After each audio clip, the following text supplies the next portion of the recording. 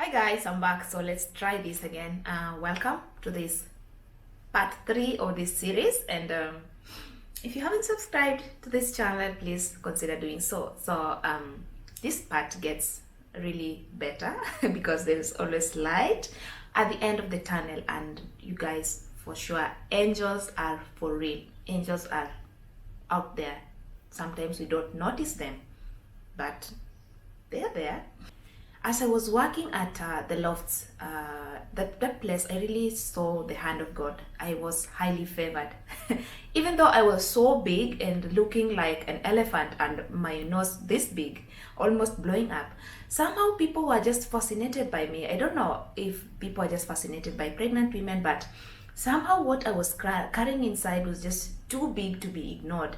So even all these expatriates, when they came to maybe look for apartments, especially these white ladies, they would be like, "Oh my God, a baby! You're expecting a baby. Do you know if it's a boy or a girl? Oh, when are you due? All these nice questions."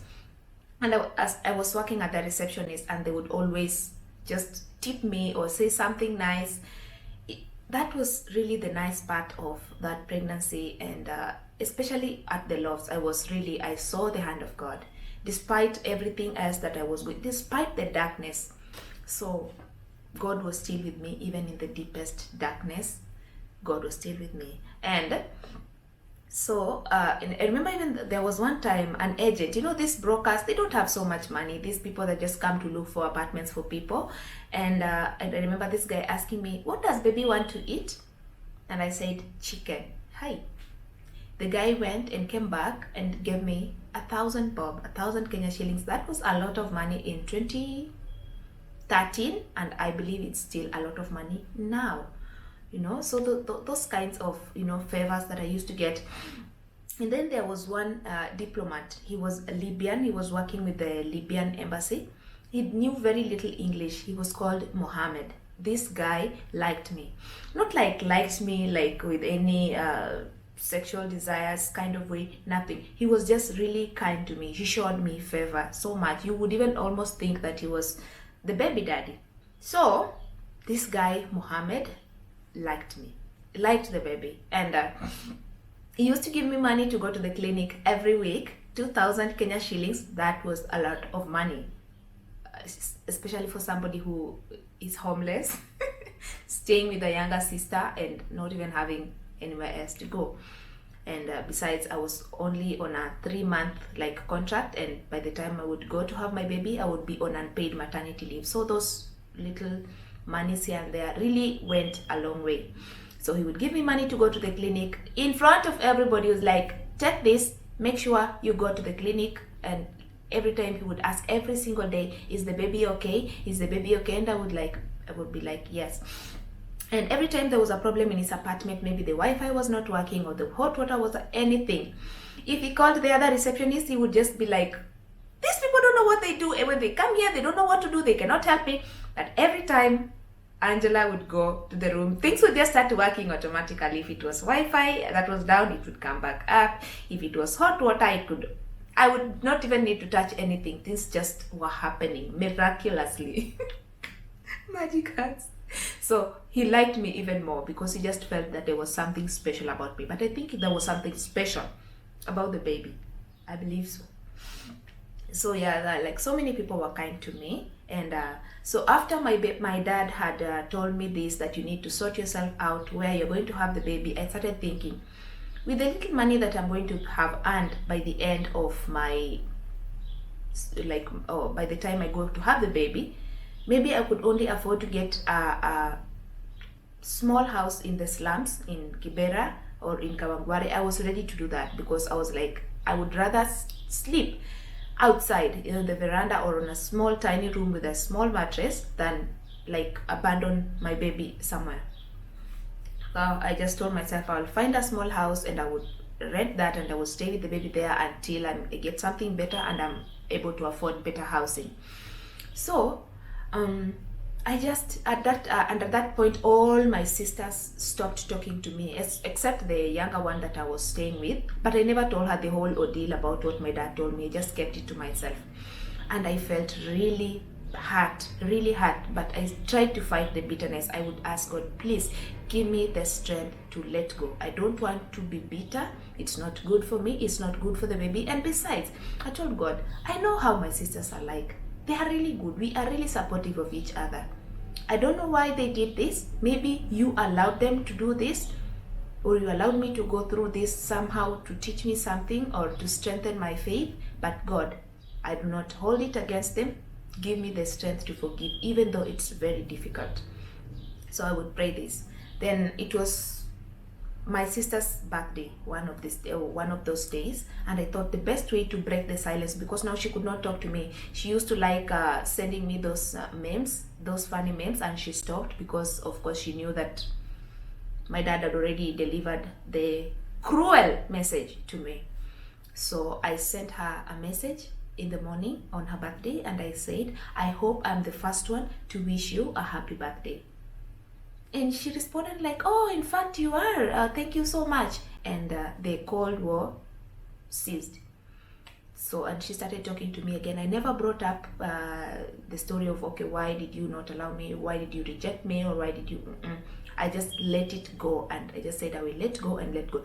After I had forgiven my sister, the eldest one, the one that was supposed to go and stay with, I was supposed to go and stay with in Western Kenya. After I had forgiven her, a miracle happened. And I believe it was because I did not hold that bitterness. You know, sometimes we want to take revenge, or sometimes we want to take things to ourselves. Sometimes we want to fight. But I'm telling you, the greatest wars or the greatest fights that I've won in this world is when I let them into the hands of God. Is when I let God fight for me. Is when I did not take any revenge. Is when I did nothing. I just stepped back and let it be. So one time I am at the reception just doing my daily work, you know, because when people would come to ask for apartments, you would have to walk them into one of the empty apartments or the showrooms and let them see, and if they liked it, then they would rent. They were very expensive apartments. They were going for like 250,000 Kenya shillings per month, 2-bedroom apartments, furnished and serviced. So one Nigerian guy came and asked, oh, can I see one of your rooms? And no, he asked, are these serviced offices? And I told him, no, they're not serviced offices. They're actually serviced apartments. Would you like to see? And actually, as big as I was, I still stood up and gave him the best service with a smile, you know, the way the receptionists are supposed to act. And he was like, no, sit down, you don't need to stand up. And I told him, no, it's fine. It's my job, it's my duty to do so. And he said, okay, if they're not offices, then I don't want to bother you. It's okay. Then he started prophesying. You know, he started saying, that child that you are carrying will be a blessing to you. That child will announce you. You will not die during delivery. Your delivery day will be easy. He spoke so many things, and I started to cry, and I was just saying, amen, amen, amen, amen. And I believed every of those words. And before I knew it, the guy had disappeared. Until today, I usually ask myself, was that a real person, or was that an angel? To me, I think it was just like an angel. He disappeared. I didn't even know where he went to because I was crying. By the time I looked up, he was not there, gone. Wow, that was wow, you know? And I was just like, God, because I have chosen to trust in you, even in my difficult time, because I have chosen not to blame you, not to turn my back against you, you have stood with me.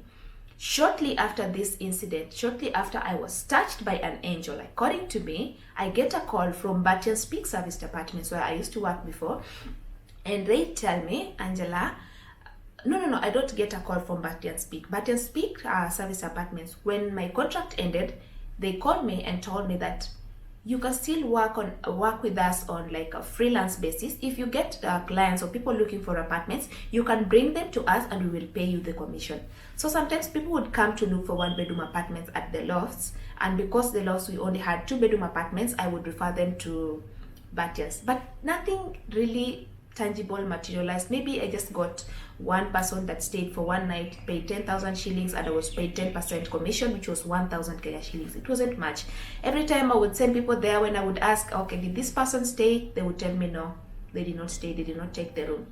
So one time a miracle happened, and I get a call from IFRC, like International Federation for the Red Cross, and they tell me, Angela, no, they called me and asked me, is this Batian? And I told them, no, this is not Batian, this is Angela. And they told me, we were looking for Batian, but this is the contact that we got. And I said, yes, I worked with them, but on freelance basis. So I still refer clients to them. What can I do for you? And they told me, we want as many apartments as we can get, because we are having clients that we need to bring in from Rwanda, because at that time there was some, I think, was it Somalia? I think Somali or Rwanda, somewhere there was some war going on, and expatriates were, or NGOs were removing their expatriates from there and just bringing them to Kenya and keeping them in places. So I told them, okay, I will link you up. So I called Batians and I asked them, how many rooms do you have? They told me, okay, we have 5, but 2 are booked, and if you do not confirm by the afternoon, then you might get nothing. So I was praying to God, oh God, please let this materialize. Let just something tangible come out of this. So I tried calling back to this IFRC, the lady that I had spoken to, nothing. I called and called and called to tell them that we have 5 apartments, but 2 are already booked, and maybe by the afternoon we'll have nothing. She did not pick up. I tried and tried, nothing. Eventually I told God, God, if this is meant to happen, it will happen. If it is not, then kalas. So I'm going to try one last time. If it doesn't go through, I will not try again. So I tried that one last time. Before even the 3rd ring, this lady picks up and says, sorry, I was in a meeting, or how have things gone, what blah blah.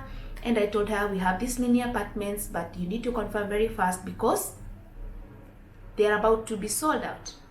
And I told her, you know what I'm going to do? I'm going to link you up with the manager so that you can talk to her directly, and then they will continue to help you from there. So I linked this lady up. At the end of the day, I heard that they managed to get 8 apartments.